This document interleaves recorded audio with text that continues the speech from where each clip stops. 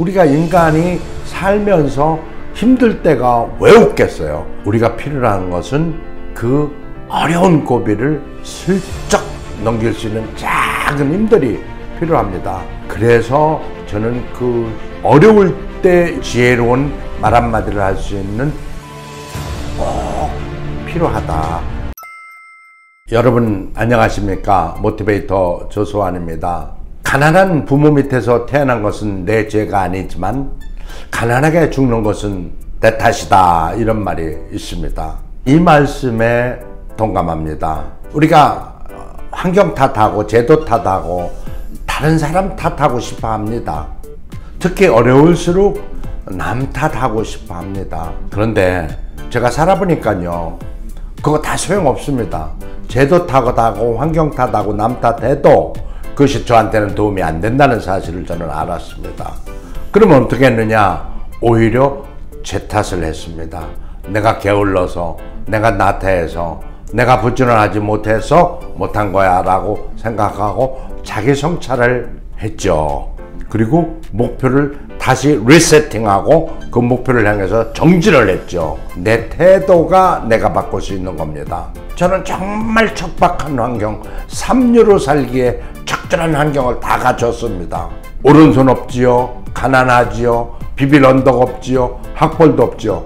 그러나 제가 학벌도 채웠고요, 가난한 것도 벗었고요, 또한 나한테 주어진 거 잘하는 거에 집중함으로 인해서 어찌 보면 약점도 극복할 수 있었다는 거죠.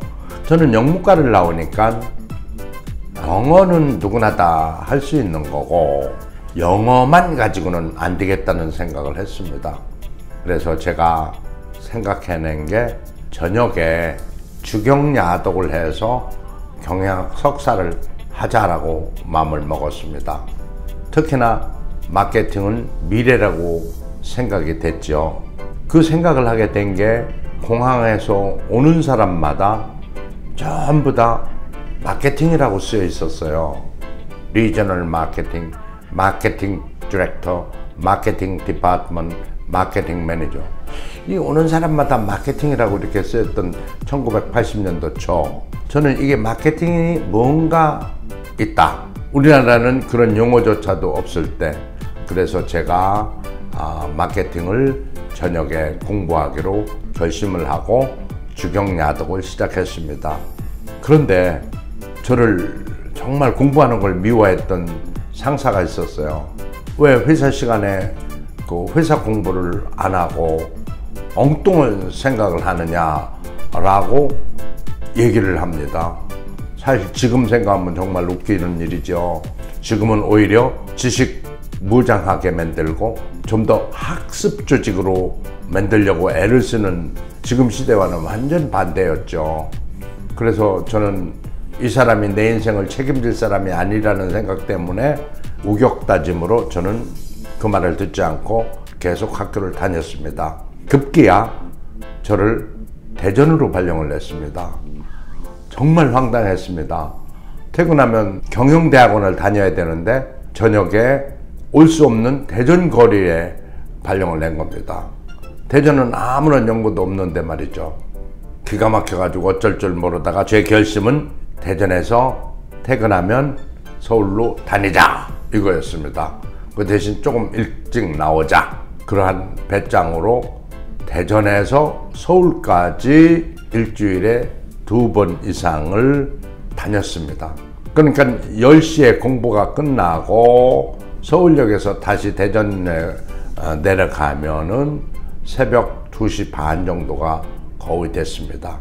그런데 그때 배고프고 피곤하고 힘들지만 그 배고프고 힘들고 피곤하게 느껴지지 않았다는 사실이에요. 왜냐면 희망이 있으니까요. 꿈이 있으니까요. 목표가 있으니까요. 그때 하나 느꼈습니다. 크게. 인간은 재능이 없어서 실패하는 게 아니라 목표가 없어 실패한다라는 사실을 또 한 번 느꼈죠. 배고프지 않았습니다. 피곤하지 않았습니다. 그리고 그 이튿날 8시에 또 회사를 출근했습니다.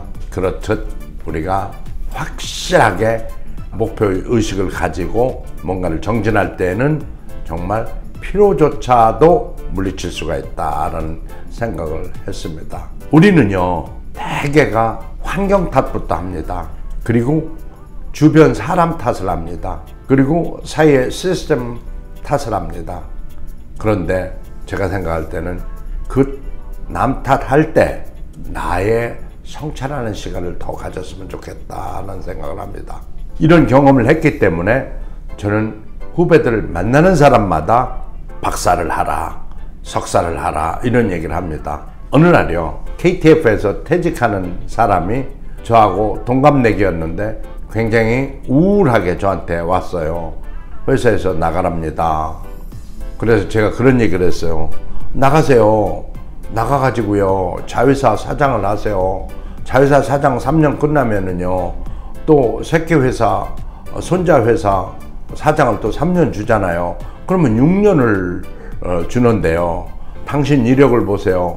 삼성전자 상무 출신에다가 KTF 상무 출신에다가 또 KT그룹의 자회사 사장에다가 6년, 이 얼마나 화려한 이력입니까? 그러니 박사를 해서 나중에 퇴직하면은 그 아름다운 이력서를 가지고 교수를 하면 실무를 그리고 이론을 완비한 사람이기 때문에 엄청나게 나이스하게 포장된 상태로 리스펙트 받으면서 교수를 할 수 있습니다.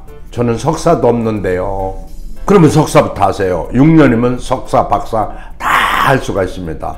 그리고 돈도 충분히 KT그룹에서 주니 그것이 뭐가 걱정입니까? 아무런 걱정 없이 공부를 할 수 있습니다. 그렇게 해서 이분을 석사 공부시키고 이렇게 했던 기억이 납니다. 저는 그런 생각을 해요. 내가 가진 것이 굉장히 큰데 사람들은 스스로 작게 보는 경향이 있더라고요. 잘 포장하면 멋진 상품인데 이 포장을 잘못해 가지고요, 정말 보잘것없는 걸로 스스로 취급하는 경우가 있습니다. 근데 사실은요, 인생은 포장 어떻게 하느냐에 따라서 달라집니다. 자기 계획을 세우고 차분히 실천에 옮겨보세요. 지금 환경 나쁜 것조차도 극복이 자동된다는 사실입니다. 지금 현재를 투자하라. 남 탓할 시간이 전혀 없다. 그 시간에 오히려 자기 성찰하고 공부하고 시간을 쪼개 써라. 다시 말하지만 저는 저녁 5시부터 새벽 2시까지 학교를 다녔다는 사실입니다. 왜 그랬을까요? 미래를 위해서 투자를 한 거죠. 그렇다고 월급이 덜 나오고 더 나오고도 하는 것도 아닌데도 불구하고 오히려 투자하면서 그렇게 한 것이 지금 오늘날 60 중반 넘었어도 이렇게 활발하게 뛸 수 있는 어떤 계기가 된 것입니다. 그러니 젊어서의 시간 투자, 노력 투자는 얼마나 소중한지 알 수 있는 대목이죠. 무엇보다도 자기 자신에 대해서 투자하겠다라고 생각할 때 어떻게 투자할지를 모르는 사람들이 많을 것 같아요. 특히 젊은 사람들은 내가 무엇을 하면 내가 더 발전을 할 수 있을까, 그리고 내 시간과 노력과 돈을 어디에 넣으면 좋을까, 이런 고민을 할 것 같습니다. 근데 제가 생각할 때는요, 가장 중요한 게 하고 싶은 일을 하는 게 제일 좋습니다. 그리고 하고 싶지 않은 일을 할 때는 효과성, 효율성 두 개가 다 떨어집니다. 그래서 하고 싶은 일에 돈과 노력, 시간을 투자하는 게 맞다고 봅니다. 근데 저는요, 그전부터 교수가 하고 싶었어요. 교수 하려면 박사를 해야 된다고 생각을 했거든요. 그러면은 그냥 풀타임 교수는 할 수가 없고 겸임교수를 하겠다고 생각을 했습니다. 겸임교수를 하려면 어떻게 됩니까? 직장을 가진 상태에서 교수를 하는 거죠. 그러다 보니까 학위가 꼭 필요했습니다. 그래서 겸임교수를 하겠다라고 마음을 먹으니 학위가 필요했고, 학위가 필요하니 어떠한 역경과 시련, 고난에도 무릅쓰고 대전에서 서울까지 왔다 갔다 하면서 학위 취득을 할 수 있었던 거예요. 그리고 교회를 보다가 회장님이 기분 좋은 날 찾아가서 회장님, 직원들을 가리키려면요 박사를 꼭 해야 됩니다. 그래야 박사가 지휘하는 마케팅 전략팀 이렇게 될 거 아닙니까? 그리고 직원들도 저를 믿고 따를 거 아닙니까? 그래서 이익도 배증, 매출도 배증을 할 수 있습니다. 만약에요 회장님, 제가 이익도 매출도 훨씬 더 박사학위 할 때보다 덜 내거나 그럴 경우에는 제가 박사 스탑하겠습니다. 그러나 틀림없이 약속드립니다. 매출도 이익도 박사학위를 보내주는 동안 더욱더 많이 낼 것을 확실하게 약속드립니다. 회장님께서는요 기분 좋게 오케이 하셨습니다. 그래서 저는 회사 돈으로 회사 시간으로 박사학위를 할 수 있었던 거죠. 그리고 회장님께 약속 지켰습니다. 저는 토요일에도 나와서 일을 했고요. 또 박사학위가 낮에 하니까 밤에 와서 또 일을 했습니다. 그렇게 열정을 부리니까요 회장님도 그 사실을 다 알고 계시더라고요. 누굴 통해서 알았는지는 모르는데 CCTV가 있어서 알았는지도 모르겠으나 하여간 다 알고 계시더라고요. 나중에 알았던 사실이에요. 그러나 저는 진심으로 그렇게 하고 싶었습니다. 열정을 불태우고 싶었습니다. 왜냐? 나는 박사를 해야 돼. 그리고 나는 회사의 매출과 이익을 더욱더 신장시켜야 돼. 그때 하나 깨달은 거야 있어요. 만약에 균형 잡히지 않은 인생을 살았다면은 공부는 하는데 회사 실적이 나빴다든지 또 실적은 좋은데 공부를 못했다든지 이러면 안 될 것 같다는 생각을 계속했어요. 그래서 그걸 메꾸는 시간을 했고요. 그래서 나는 추천하고 싶어요. 끊임없이 책을 놓지 말라. 그리고 할 수 있으면 학위를 반드시 해라. 이 얘기를 하고 싶어요. 일단 해놓으면요 그것이 엄청나게 잘 써먹을 때가 있어요. 근데 안 해놓으면요 써먹을 기회가 있어도요 쓸 수가 없습니다.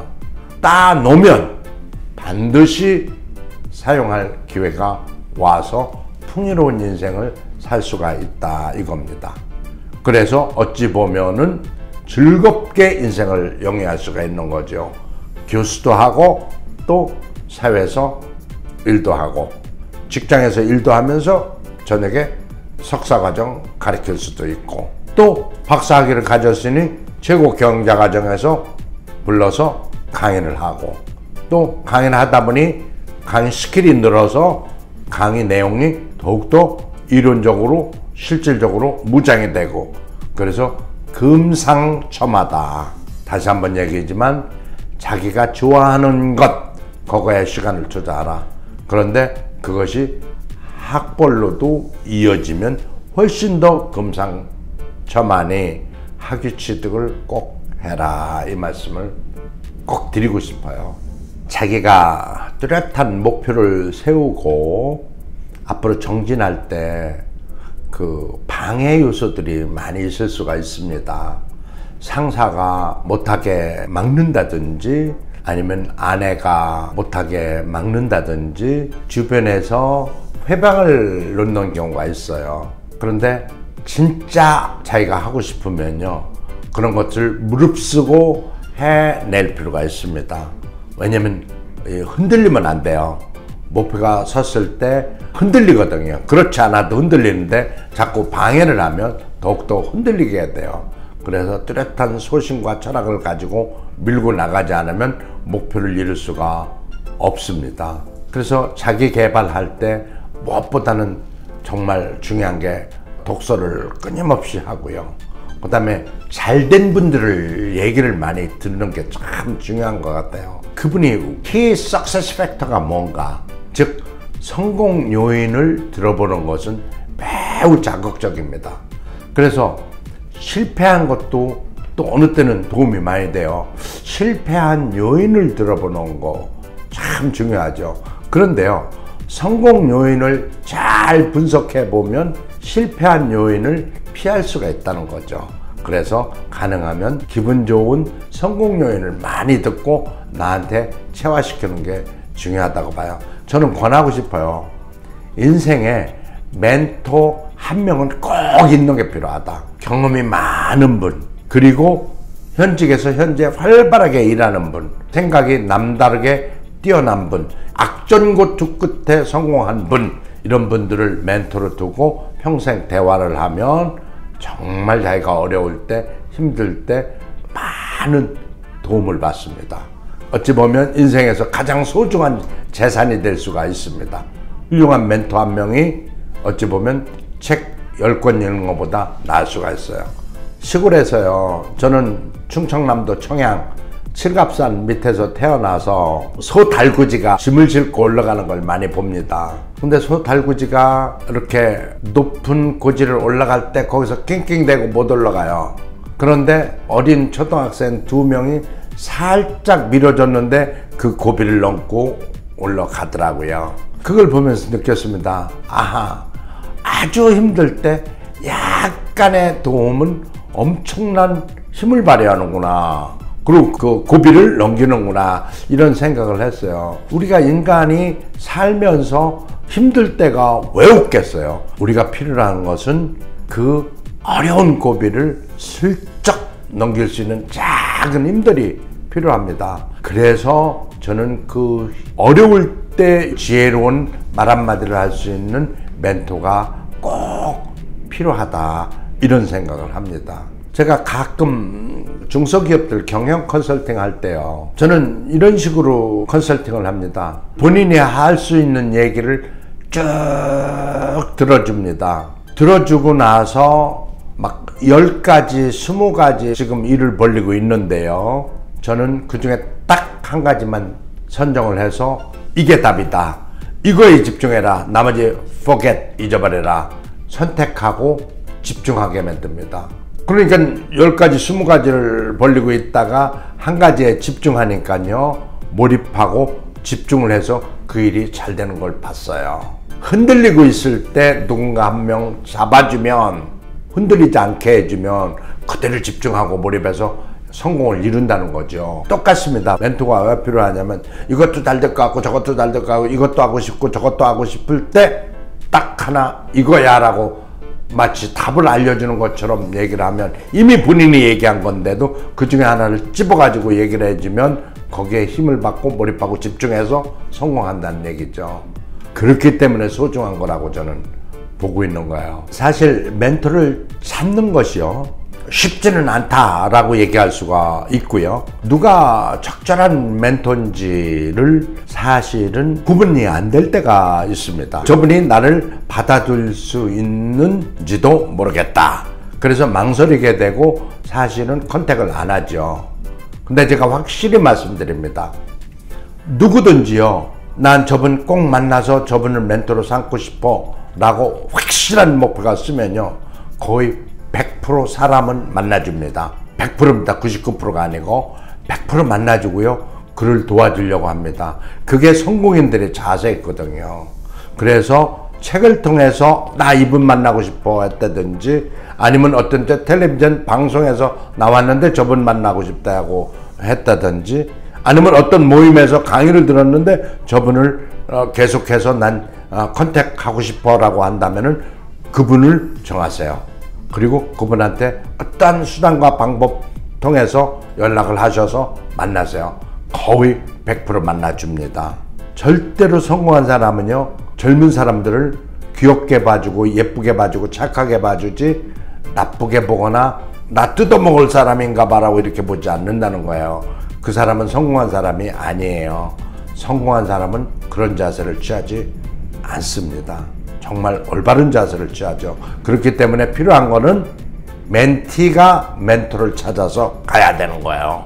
왜냐하면 멘티만이 자기의 니드를 정확히 멘토한테 전달할 수 있기 때문입니다. 그래서 용기를 갖고 컨택하세요. 만약에 못 만나주면 저한테 연락하세요. 제가 만나게 해드릴게요.